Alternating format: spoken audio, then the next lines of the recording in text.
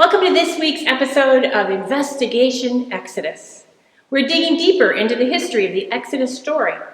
We're taking you back in time to see what really happened.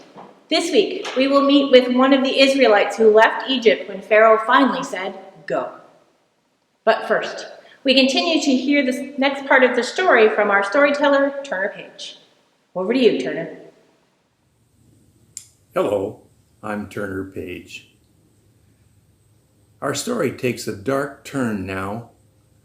There have been 9 plagues sent by God on Egypt to get Pharaoh to allow the Israelites to leave.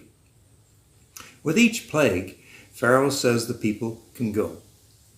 Each time the plague ends, Pharaoh changes his mind and says the people can't go. God has to send a final deadly plague. This final plague will cause the firstborn of everyone and everything in Egypt to die. Darkness covers the land and death travels throughout Egypt, bringing destruction and grief. Even Pharaoh's own household is affected. Pharaoh's firstborn son, heir to the throne, dies. In order to save the Israelites, God gave instructions about special preparations to be made before this plague. Moses told the people to make a special meal using one of the best sheep or goats from their flocks. But this was not to be a meal like any other meal.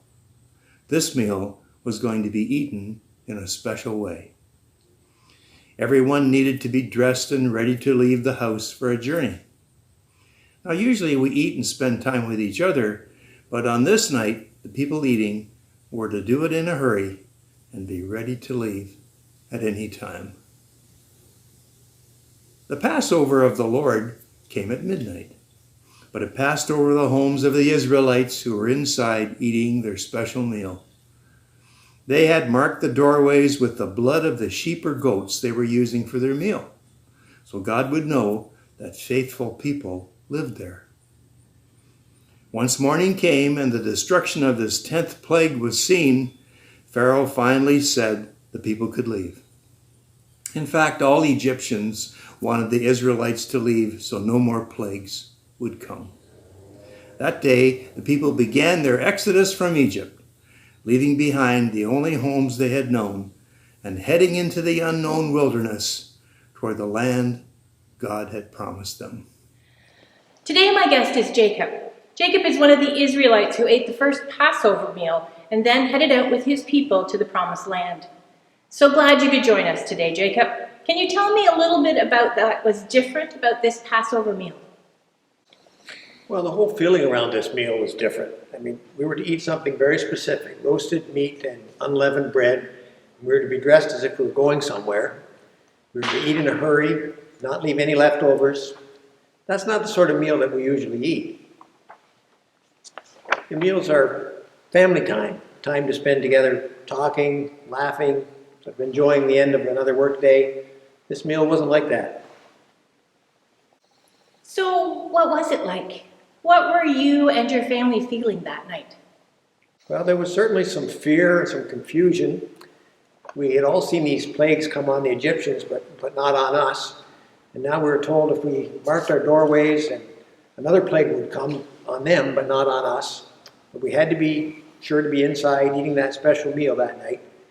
We didn't understand why. In fact, we really didn't understand what was happening. What did you hear late that night when God's Spirit passed over the people, but not the Egyptians? Well, first it was very quiet. Darkness seemed to make everything soundless, make everything outside our door almost disappear. But then we started to hear crying and yelling as the spirit of death struck more and more households. Were you and your family afraid when you heard this? Oh, yes, we were. As I said, we were confused about what was happening outside our door. Moses had told us that death was coming, and if we observed the instructions he'd given us, we'd be safe, but it was still scary. What did you think about God doing such a thing? Wasn't really sure what to think. This God, our God, Yahweh, was the one who created life. So why would Yahweh now take life, even of those who didn't believe in Yahweh? The Pharaoh wouldn't let us leave. He worked us harder than ever, but still didn't make any sense. All the other plagues had done no good. In fact, it only hardened Pharaoh against us. But if Yahweh thought it was the only way, then it must have been. What will you tell your grandchildren when they ask you about the Passover meal? Well, I guess I'll tell them that it's about helping us remember that scary night when God finally found a way to get Pharaoh to allow us to leave.